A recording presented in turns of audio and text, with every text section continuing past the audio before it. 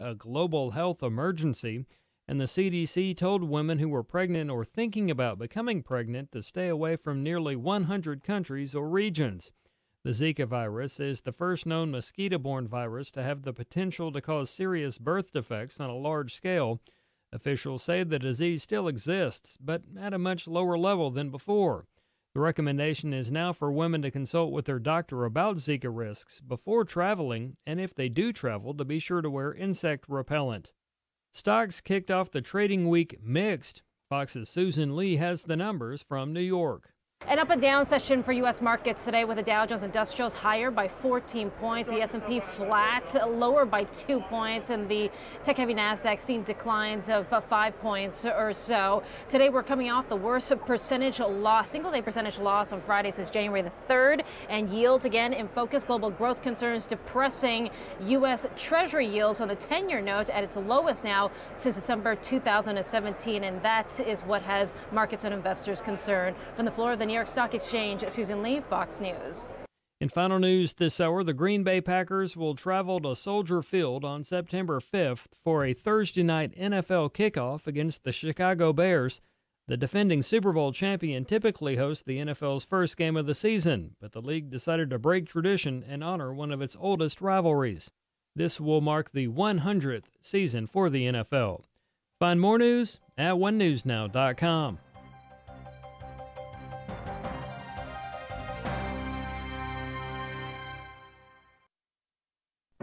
International, interdenominational, Wesley Biblical Seminary, Jackson, Mississippi. Now's the time for you to apply at WBS, Biblical and Theological Studies, with a deep commitment to the authority of Scripture. Our online and on-campus graduate programs will give you the laser-like focus for ministry that you need. Wesley Biblical Seminary. Apply today. Preach the Word, reach the world. WBS.edu.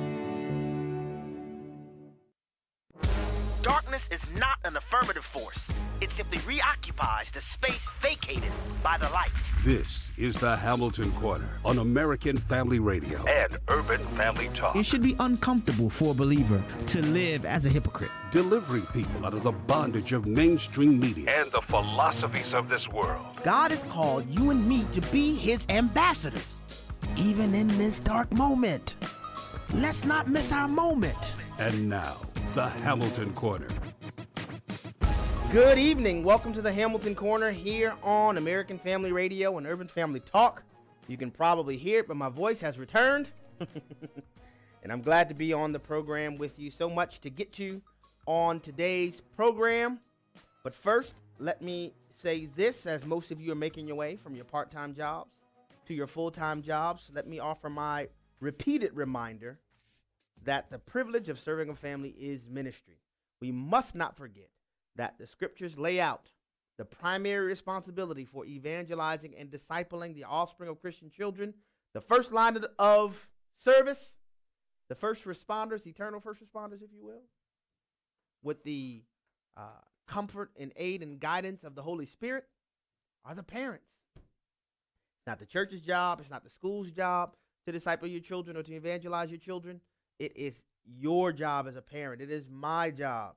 I cannot expect someone at church to do what I'm supposed to do. That it is my responsibility. It is also our responsibilities to serve and treat our spouses as unto the Lord. That's what the Bible talks about. And so I just want to offer you the reminder that the family, serving in the family, is ministry. All too often, the negative testimony is that the believer has neglected home in order to win the world. I'm not saying that we should ignore the world, but we certainly should not sacrifice our family to do it. So let us serve well outside of our homes, yes, but certainly let us serve our families well. And let's remember the admonition that the Apostle Paul gave, that if we don't serve our own families well, we're less than an infidel.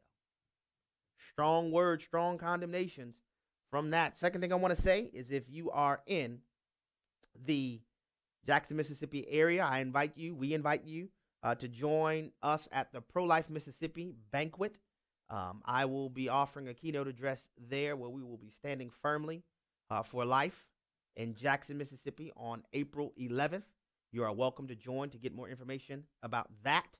you can go to prolifemississippi.org. Prolifemississippi.org is the website where you will need to go for that. And in addition to that, I will also be in the Madison, Mississippi area on April 9th at the First Independent Methodist Church of Madison. So if you're in that area, this will be a daytime meeting at the First Independent Church of Madison. The address there is 1556 Highway 51 in Madison, Mississippi, zip code 39110.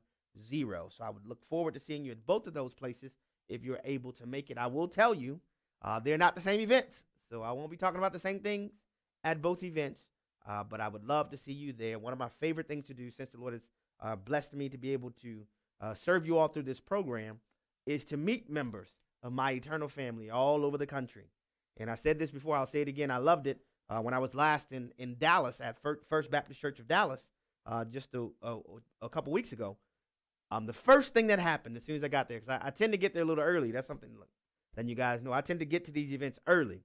The first thing that happened, these two sisters in the Lord, they had these warm, smiling faces. I didn't know them, but apparently they knew me. They walked up to me and said, "Come on here, my brother from another mother," and gave me a big bear hug. And man, I have to tell you, I loved it. And part of the reason why I love it is because I get to get a small glimpse. We get to enjoy a small glimpse of what we will have for eternity. So I am eagerly looking forward to that. And so that's why I enjoy doing it when I get to do it all around our nation and the other places where God would allow me to go. So if you're listening to this and you show up at any of these events, don't be shy. Come on and get some of this ebony hugging. Because you are welcome to do so. Well, with that, we will turn to the Word of God, to Psalm chapter 37. This is a Psalm of David. Psalm 37, just the first 6 verses of this psalm is what we're going to talk about today. Psalm 37, and it's important to note that as we delve into this psalm, this is a psalm that was written by David after Solomon had already ascended to the throne. So this is one of David's latter writings before his expiration. And I like to say, like Elder Bishop back in New Orleans, the parting message reveals truth. So this is one of the things that David is saying toward the end of his life, which is instructive for us, which lets us know this was something that David intended to be the type of advice to solidify his son Solomon as the king on the Israelite throne. So with that, let's read these first 6 verses. And this is what David says: "Fret not yourselves because of evildoers. Be not envious of wrongdoers, for they will soon fade like the grass and wither like the green herb. Trust in the Lord and do good. Dwell in the land and befriend faithfulness," or the NASB says that, "and cultivate faithfulness."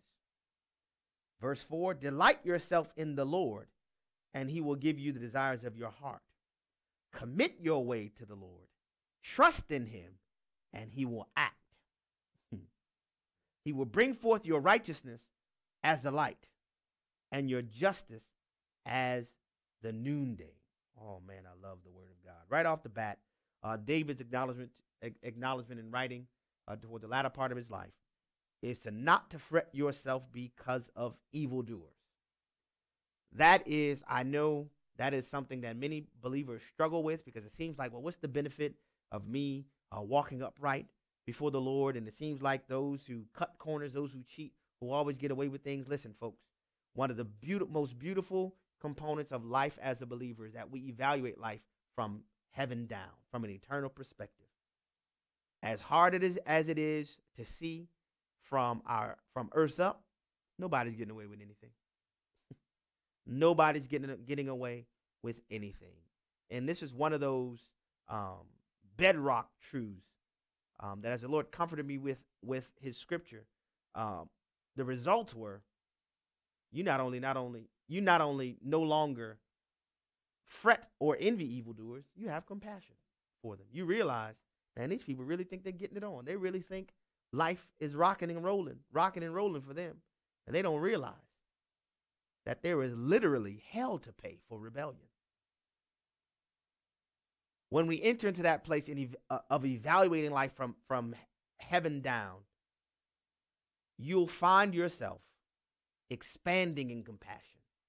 You know, the people that talk bad about you on the job, you know, the people that develop their sense of self-esteem by trying to put other people down, you know, you realize, man, the only reason why they act like that is because they don't know who they could be, who they are in Christ. They don't know that they're made in his likeness and image. They don't understand what it's like to have peace that surpasses all understanding. They don't understand that. And so you end up having a reversal of your perspective based on dwelling in who Christ has already told us we are. But then look at verse 3. Trust in the Lord and do good. Dwell in the land and befriend or cultivate faithfulness. This is David really advising his son Solomon that you need to cultivate faithfulness to Yahweh. You need to grow in the relational discipline and the character that flows from feeding on the faithfulness of the Lord. Because the results of doing that will be verse 4. Delight yourself in the Lord. Now, I know most of the time when people read this passage, you probably don't even get verses 1 through 3. You really probably might not even get the first half of verse 4 because people want to NASCAR-like drive to, and he will give you the desires of your heart. He will give you the desires of your heart. I can't tell you how many times I heard that growing up. Well, he said he'd give me the desires of your heart. And I say, slow down, Chico. Pump your brakes there. One of the best ways to get yourself and myself into trouble is when we live by half scriptures. You know, all things work together for the good. Not really. All things work together for the good for those who love God. That phrasing, those who love God, that's a qualifier for the all things working together for the good. Similarly, this, and he will give you the desires of your heart, is preceded by a qualification. Delight yourself in the Lord, and he will give you the desires of your heart. Folks, there's a prerequisite for receiving the desires of your heart. That prerequisite is, are we trusting in the Lord?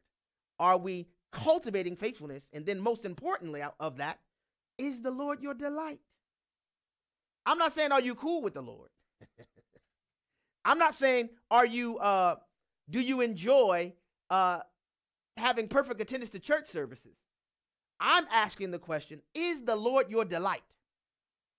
You know, y'all listen to the program. Y'all know I'm from New Orleans. You want to see delight?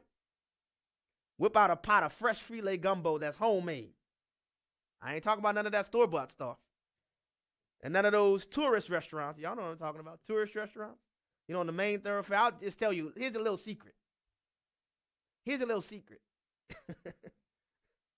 The best gumbo is not going to be in the mainstream restaurants in New Orleans, in case you don't know that. But the locals know when it's real. They can smell it. They can smell it. Oh, that roux ain't burnt. And you see a facial expression transformed. If the New Orleans reference may be too much, find a young lady who enjoys children, you know. Oh, look at the baby. I want to touch the baby. Can I squeeze the baby? Can I feel it? Can I touch it? Can I? Let me smell the baby. Because they delight in babies. Well, the Lord, through David, is saying, delight yourself in the Lord. See, the context is everything in this. Delight yourself in the Lord. Then you have the conjunction, and he will give you the desires of your heart. So what happens when a person delights himself in the Lord? First and foremost, we know we don't start off that way because nobody is born delighting in the Lord. So that's something that happens when we are converted, when we are regenerated, when we are transformed. There was an existence of delight prior to meeting the Lord, but now that we know him, our delight has been transformed. The stuff that we used to think, I don't worry about that praying stuff. Now we consider it a privilege and an honor to converse with the King of Glory. Because when the Lord becomes your delight, and we see that conjunction, and he give you the desires of your heart, what he really is giving you is the desires that he had before you began to delight in him. But what happens is that your heart, mind, and perspective is so transformed that you finally begin to love what he loves. You see, the Lord is not, like I Dream of Jeannie, just granting to people the things that we cultivate in our wicked and unregenerate minds and hearts. That's not what the Lord does. The Lord dispenses according to his will. See, one of the fundamental problems in modern day easy believism is we want to live according to the notion that it's all about us. It's all about us. No, it's not all about us. It's all about him. And when we delight in him, we wouldn't want it any other way. Because we realize, as Peter said, Lord, where else can we go? What else is there to live for? What do I look like trying to take 7 cruises a year and build a $75,000 square foot house in my retirement and kick back on Easy Street when the King of Glory bids me to come? The prerequisite for the receiving the desires of our hearts is delighting in him. Now, before you attempt to laud your disgruntlement because of unanswered prayers, ask yourself this question. Is the Lord my delight? Could it be that this delay, and I tell the guys I get to talk to on a regular basis, delays from the Lord are purposeful. Could it be that the Lord is allowing space for us to grow to the place where we delight in him? Then you see the next few verses following delighting in him and receiving the desires of our heart. David then says, and commit your way to the Lord and trust in him, and he will act. And how does David wrap this up? He will bring forth your righteousness as the light, your justice as the noonday. Folks, when you recognize that the Lord, when he transforms us and moves us to where he becomes our delight, the object of our affection, the thing that brings us the greatest joy and peace and the greatest satisfaction we could ever desire, it's all wrapped up in him. When the Lord becomes our delight, he does exactly what David explains here. He will give you the desires of your heart. And the chief desire will be him and him alone.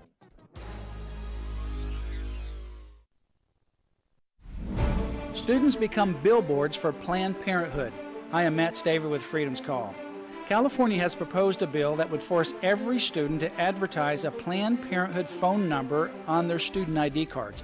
It would be one of 5 phone numbers listed on the cards for student reference.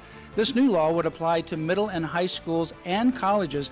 Even Christian schools, yes, Christian schools, would have to give free publicity to the organization that kills innocent babies. Requiring students to promote the phone number of the largest abortion mill in the nation is repulsive.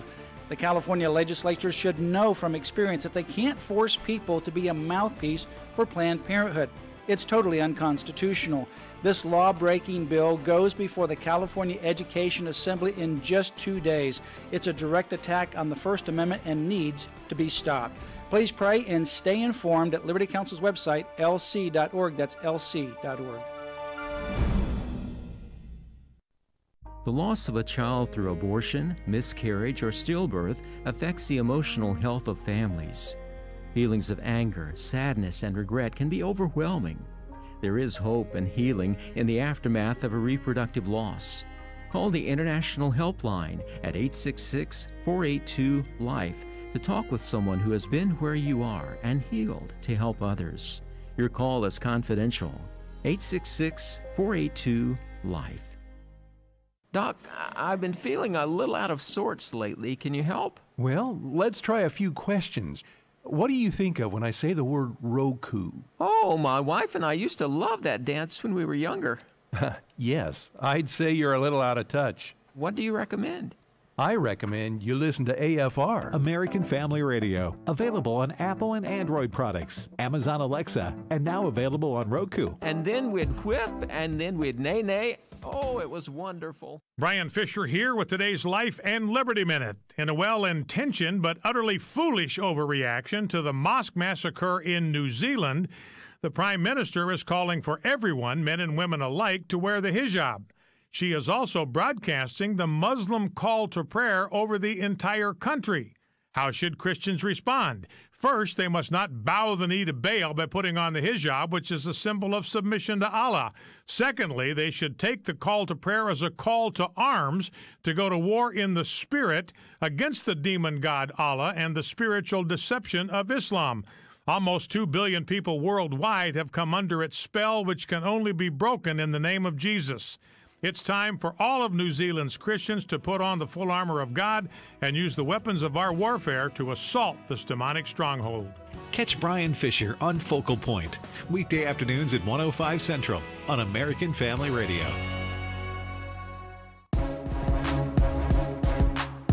Shining light into the darkness, this is the Hamilton Corner on American Family Radio and Urban Family Talk.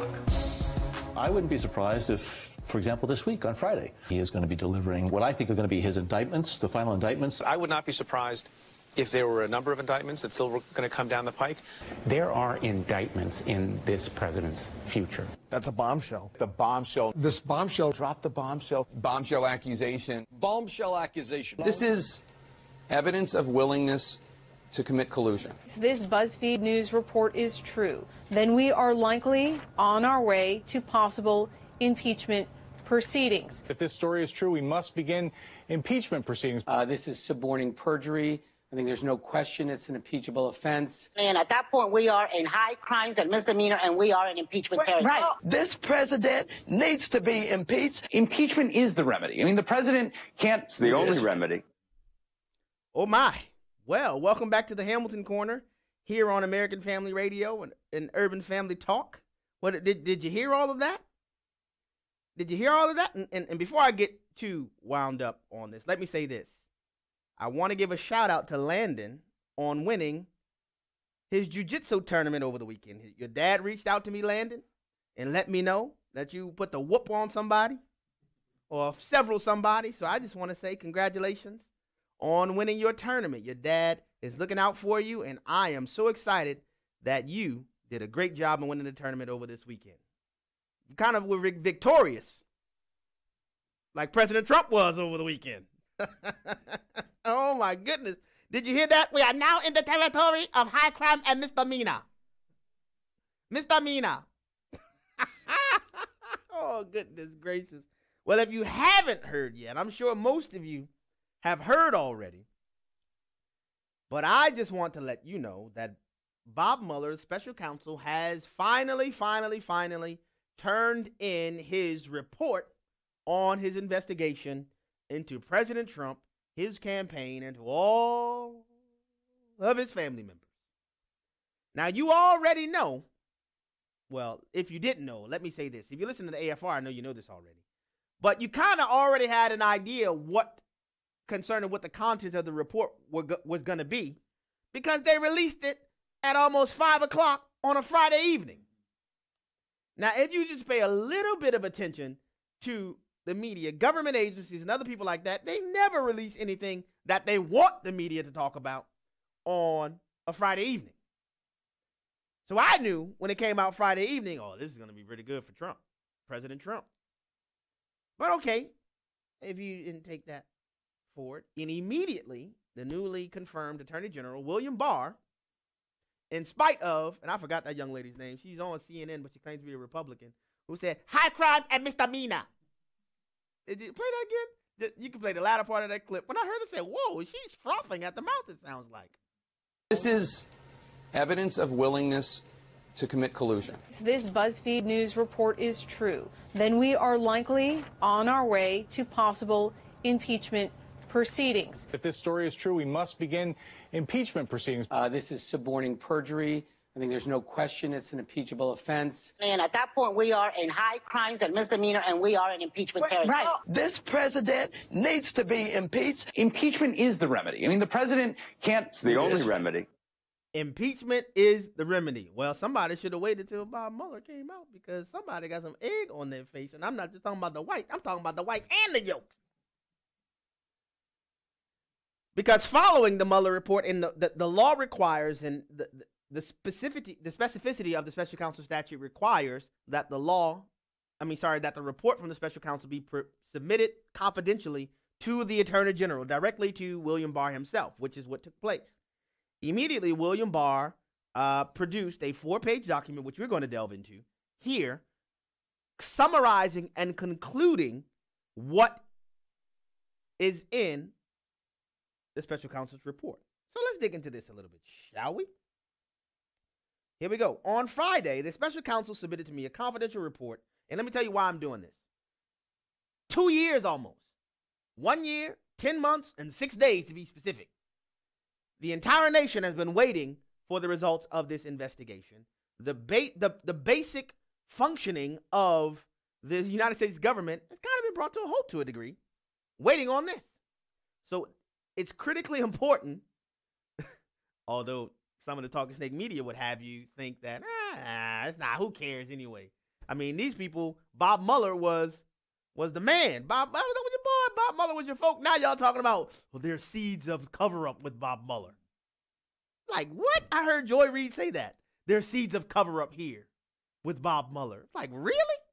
Okay. But getting into this report. On Friday, the special counsel submitted to me a confidential report explaining the prosecution or declination decisions he has reached, pursuant to, and he cites a specific federal statute. This report is entitled Report on the Investigation into Russian Interference in the 2016 Presidential Election. Although my review is ongoing, I believe that it is in the public interest to describe the report and to summarize the principal conclusions reached by the special counsel and the results of his investigation. Now, to be clear, this is William Barr writing his conclusory memorandum on the special counsel Bob Mueller report. He goes on.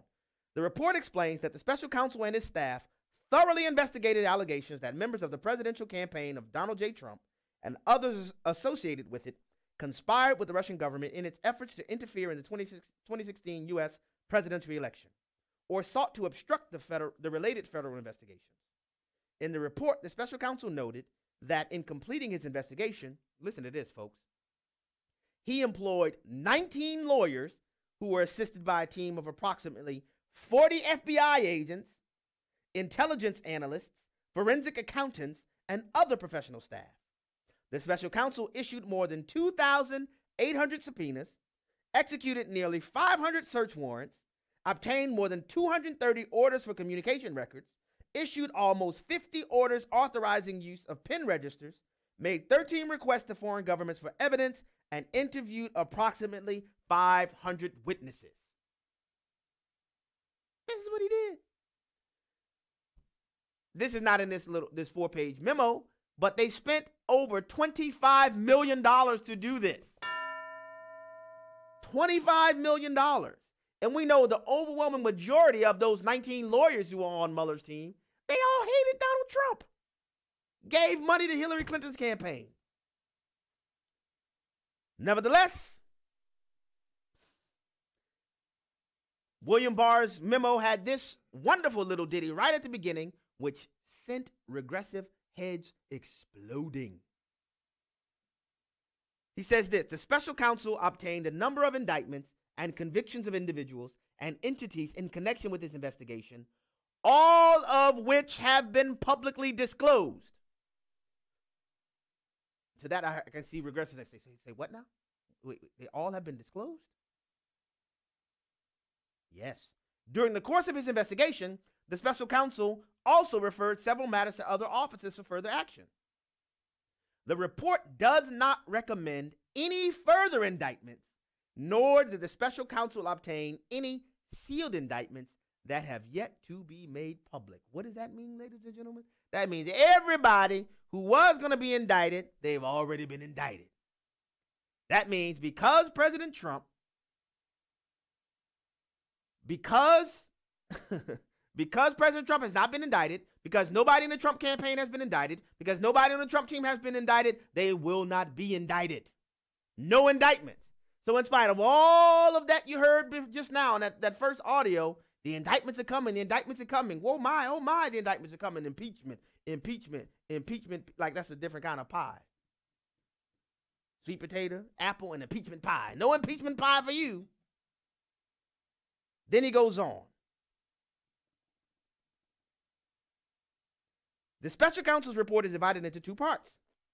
The first describes the results. This is William Barr's memorandum. The first describes the results of the special counsel's investigation into Russia's interference in the 2016 U.S. presidential election. The report outlines the Russian effort to influence the election and documents crimes committed by persons associated with the Russian government in connection with those efforts. The report further explains that a primary consideration for the special counsel's investigation was whether any Americans and any Americans, including individuals associated with the Trump campaign, joined the Russian conspiracies to influence the election, which would be a federal crime. The special counsel's investigation did not find that the Trump campaign or anyone associated with it conspired or coordinated with Russia in its efforts to influence the 2016 U.S. presidential election. You hear that, MSNBC? CNN with your lying selves? They've been saying this for almost 2 years, day in, day out. Day in, day out. According to Bob Mueller, didn't happen. As the report states, quote, now this is a quote from Bob Mueller's report, the investigation did not establish that members of the Trump campaign conspired or coordinated with the Russian government in its election interference activities. Didn't happen. President Trump has been saying this for 2 years. Didn't happen. Didn't happen. Didn't happen. Bob Mueller confirms it. No so-called collusion. Going further, now this is something I want to unpack because there's been a lot of misinformation surrounding this. This next paragraph is important. I want to try to unpack this for you. The special counsel's investigation determined that there were two main Russian efforts to influence the 2016 election. Pause. Influence is the key word in this sentence, okay? Not meddle, not hack. Influence, and I'll explain that in a second. Back to the report. The first involved attempts by a Russian organization, the Internet Research Agency, to conduct disinformation and social media operations in the United States designed to sow social discord, eventually with the aim of interfering with the election. As noted above, the special counsel did not find that any U.S. person or Trump campaign official or associate conspired or knowingly coordinated with the IRA in its efforts, although the special counsel brought criminal charges against a number of Russian nationals and entities in connection with these activities. Now, because I've heard some people say, well, so the Bob Mueller's report does show that the Russians tried to, they don't say it that way. They said it does show that the Russians interfere in our elections. No, what it shows is that Russia is doing what Russia has always tried to do.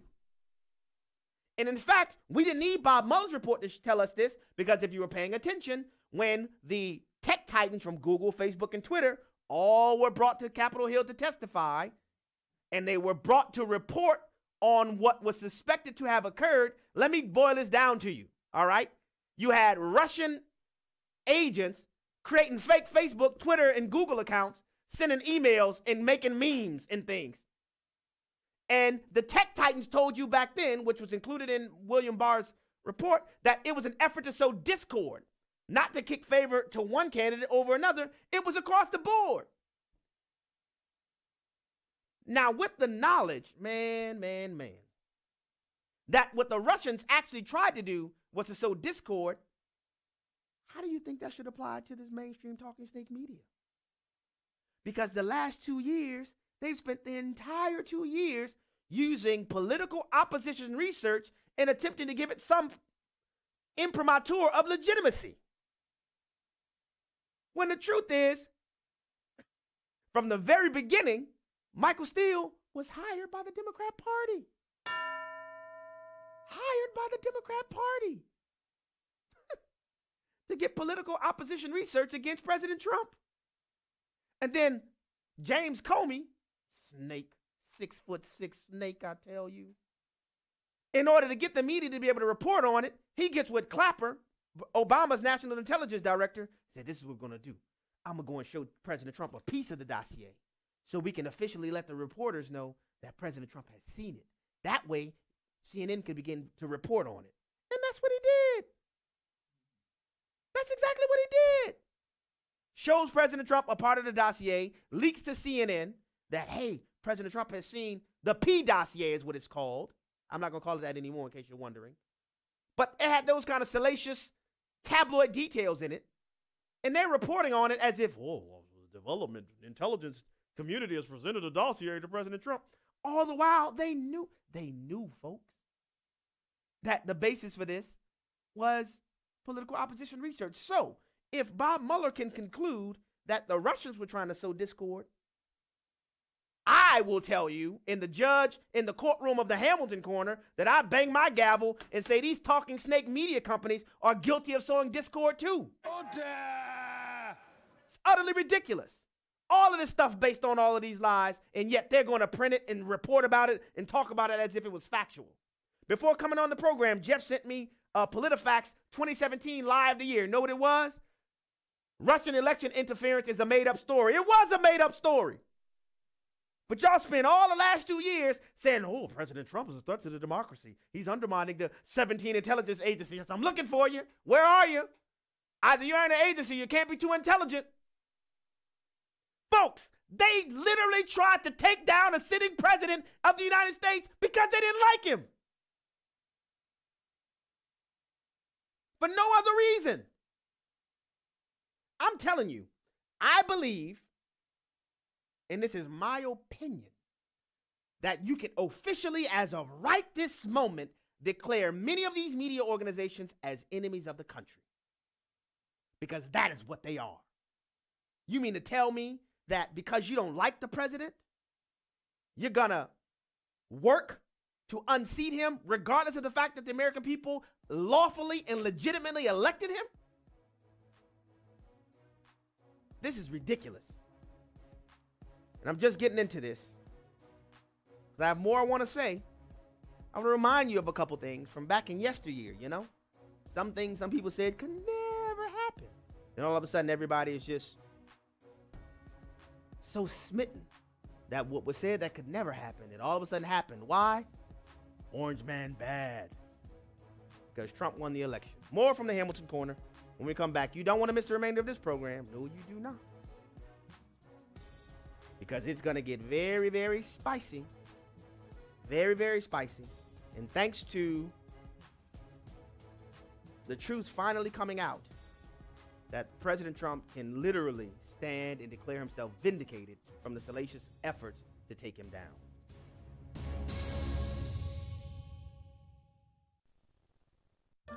Here's Walker Wildman for Redeem Clean Laundry Products. Not only do you get a great product and you get to obviously clean your clothes, get the stains out and use a multi-surface cleaner to clean your countertops and use the dryer sheets. You're doing all of this and the money's going to support the work of American Family Association.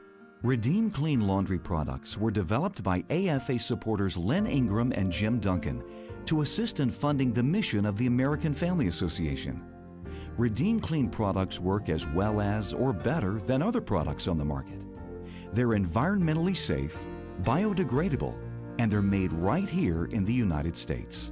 The great thing about Redeem Clean is not only is the product great, but it goes to support a great cause, and that is the work of American Family Association.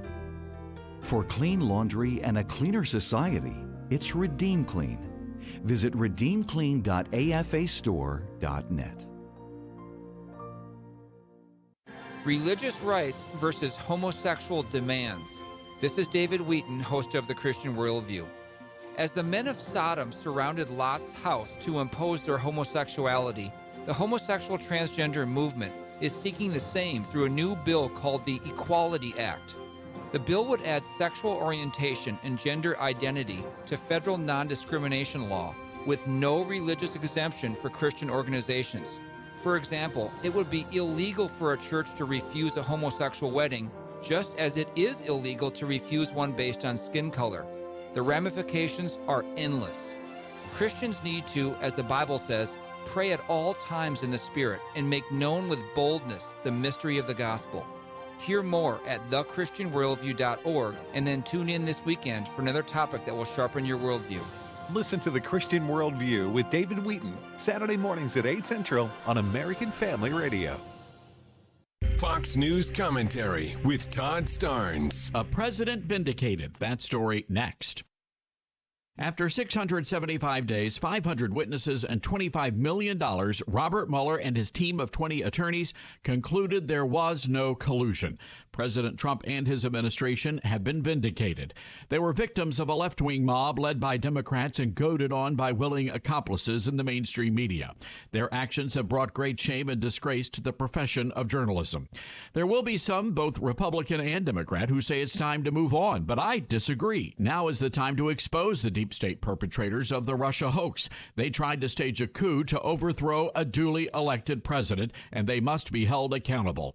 So once and for all, we can now say without a shadow of a doubt that Donald J. Trump is the duly elected president of these great United States, not because of the Russians, but because of gun-toting, Bible-clinging deplorables. I'm Todd Starnes. That's your Fox News commentary. The Hamilton Corner podcast and one-minute commentaries are available at afr.net and urbanfamilytalk.com. Back to the Hamilton Corner on American Family Radio and Urban Family Talk. There is no serious person out there who would suggest somehow that you could even rig America's elections, in part because they're so decentralized and the numbers of votes involved. There's no evidence that that has happened in the past or that there are instances in which that will happen this time. No serious person. This was what Mr. Obama said. No serious person would believe you can rig our elections. So I want to ask you, lying snakes in the media, what happened? What made it all of a sudden possible? Oh, I forgot.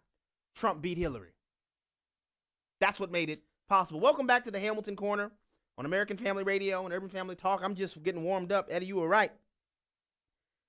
No serious person. Of course, President Obama said that when everybody thought Hillary Clinton was going to win. No serious person would conclude that our election could even be rigged. So, former President Obama really told us, man, we don't need to waste our $25 million. Ridiculous. Let me go on. The second part of the Russian interference narrative that Attorney General William Barr highlighted was this, quote, the second element involved the Russian government's efforts to conduct computer hacking operations designed to gather and disseminate information to influence the election. The special counsel found that Russian government actors successfully hacked into computers and obtained emails from persons affiliated with the Clinton campaign and Democratic Party organizations and publicly disseminated those materials through various intermediaries, including WikiLeaks. You want to know how that happened, folks? Because John Podesta, Hillary Clinton's campaign manager, her campaign chairman, had password for his password on his email. And what occurred is that you had Russians sending a regular phishing scam. You know how you get those emails? That, oh, your Nigerian cousin just has $25 million to deposit right now into your bank account. And all you need to know is to send him your email username and password. And this person made in the image of God responded to a phishing scheme. And there is evidence that John Podesta's passwords are not very complex. One of his email accounts, the password was P@SSWORD. And you gonna call that a hack? You know what I call that? Boo-boo the fool is what I call that. That's what they're talking about, folks. Listen, Lord, I'm gonna play another piece of audio for you. In spite of Hillary Clinton's attempt to hit a reset button, Russia is not America's friend. They've never been America's friend. And they won't be America's friend. Russia's efforts to interfere in our election in 2016 were just as they were in 2015 and 2014 and preceding years. And it's only now that regressives and members of the Democrat Party has a problem with the Russians trying to influence our politics. Because you can go all the way back to the 1930s to where you have some in the Democrat Party, oh yeah, we like the Russian model. Yeah, we can go back to Ted Kennedy, where he was corresponding with Russian foreign ambassadors behind the scenes, trying to help to subvert Ronald Reagan's presidency. But now, all of a sudden, it's a problem. And in fact, prior to the 2012 election, when Mittens, y'all know I don't like Mittens Romney, but Mittens tried to tell the American people and President Obama at the time that the Russians represented a geopolitical threat. Remember his response? Play clip number 3. Governor Romney, I'm glad that you recognize that al-Qaeda is a threat, because a few months ago, when you were asked what's the biggest geopolitical threat facing America, you said Russia. Not al-Qaeda, you said Russia. In the 1980s are now calling to ask for their foreign policy back, because the Cold War's been over for 20 years. The 1980s are calling for their foreign policy back. But now y'all suckers want to cry about Russia. Man, go sit down somewhere. Y'all ain't fooling anybody. The only enemies y'all are interested in subverting is the will of the American people. Y'all have more problems with American citizens than you do with Muslim terrorists, than you do with illegal immigrants, than you even do with foreign national powers. Ridiculous. But getting back to this part, William Barr notes, but as noted above, the special counsel did not find that the Trump campaign or anyone associated with it conspired or coordinated with the Russian government in these efforts, despite multiple offers from Russian-affiliated individuals to assist the Trump campaign. Oh, so you mean to tell me that Bob Mueller found that even as nefarious Russian entities tried to get the attention of the Trump campaign, they said, nah, we don't want to have nothing to do with y'all. Man, these people make me sick because all of this time, and if you focus the ire of your attention on the efforts to thwart President Trump, I think you're missing the whole ball game. Because the persons who they're literally trying to thwart, who they are really trying to thwart, is the will of the American people. President Trump is just a figurehead. You can take him out and put somebody else in. If it was somebody that was going to oppose their globalist, America last agenda, they were going to fight against them. The next half of the analysis in William Barr's letter is the obstruction of justice claim. And this is where, oh man, I mean, these people, they're like Effie on Dreamgirls, and I'm telling you, I ain't going nowhere. They're not going to let it go. And if you listen to the program, you know I told you this. That's why they were drumming up the House investigations already, because a lot of them already knew it was going to go against what they wanted to have happen. So they already have Adam Schiff and all these other people, Jerry Nadler, conducting House investigations. Well, can I tell you something? Newsflash, the House of Representatives doesn't have any prosecutorial power. So anything they find, guess where they're going to have to send it? William Barr and the Department of Justice. Folks, this is about politics, not criminality. I said it the moment that Michael Cohen's offices were raided. I said, oh, this is not about criminality anymore. Remember that? This is all about politics. Because nothing they found in Michael Cohen's office in violation of attorney-client privilege would be admissible at trial in court. So I said, oh, this is about politics. There's not going to be any indictments now. No way. And here we get this. Obstruction of justice. Here we go. Back to William Barr's memo. After making a thorough, factual investigation into these matters, the special counsel considered whether to evaluate the conduct under department standards governing prosecution and declination decisions, but ultimately determined not to make a traditional prosecutorial judgment. This is on the obstruction of justice count. The special counsel, therefore, did not draw a conclusion, one way or the other, as to whether the examined conduct constituted obstruction. Instead, for each of the relevant actions investigated, the report sets out evidence on both sides of the question and leaves unresolved what the special counsel views as difficult issues of law and fact concerning whether the president's actions and intent could be viewed as obstruction. The special counsel states that, quote, while this report does not conclude that the president committed a crime, it also does not exonerate him, end quote. This is legal gobbledygook, folks. This is legal gobbledygook. When Bob Mueller's report says that this also does not exonerate him, it's legal gobbledygook. Can I tell you why? A person can only be exonerated if they've been officially charged with something. This is circuitous reasoning, circuitous writing. The president can't be exonerated of an obstruction charge because he was never formally charged with obstruction. That's like me saying you were acquitted for the charges. Well, if you never were formally charged criminally, you can't be acquitted. He's trying to play fast and loose here and trying to offer a softball to the Democrats in the House of Representatives so they can keep going on with their investigations. But William Barr, I keep wanting to call him Bob. His name is William. William Barr shuts that down real quick. Let me show you how. Back to his memo. The special counsel's decision to describe the facts of his obstruction investigation without reaching any legal conclusions leaves it to the Attorney General to determine whether the conduct described in the report constitutes a crime. So he can say he didn't make a decision, but he did. Because if you as special counsel have the lawful authority to indict somebody, then you either indict them or you don't. Your refusal to indict them remains your answer on the issue. So William Barr says, oh, he won't make a decision? That leaves it up to me.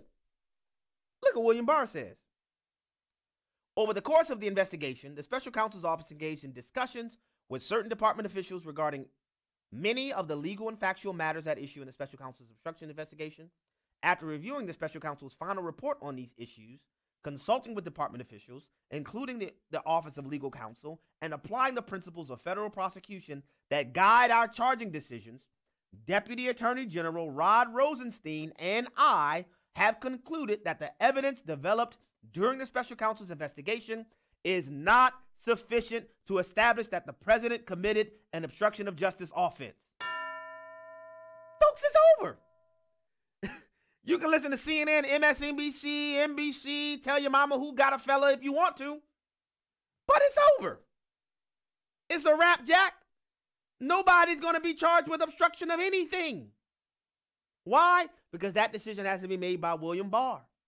And he just told you that it's not happening. They've already made the decision. So, getting back to everything that the House of Representatives is going to try to do, the ultimate decision whether or not to charge the president with anything is going to come down to William Barr. So everything they're talking, and this was the whole objective from the very beginning. Let me try to unpack this. Create this fake dossier with Michael Steele, who had already even been dismissed from the FBI as a credible informant. You got to remember that. The FBI says for everything else, you are no longer a credible witness, but we'll use you for this FISA warrant. Make up the FISA warrant to get rolling secret intelligence warrants. When the president said his phones were tapped, he was telling the truth. Telling the truth. James Comey shows it to President Trump, just the first page. He didn't even show him the whole thing. So the media can start reporting on it. And then all of a sudden, Lisa Page and Peter Strzok's backup plan is in motion. And they roped the entire American populace into a conversation about a manufactured criminality. I don't care what side of the political spectrum you're on, this should really anger you. Just think, if you, think for 1 second, what would have happened if George W. Bush's Department of Justice used a phony dossier to start an investigation into Barack Obama. And then in the first 2 years of his presidency, spent the entire time investigating whether Barack Obama colluded with Russians. And they knew it never happened, but kept it going.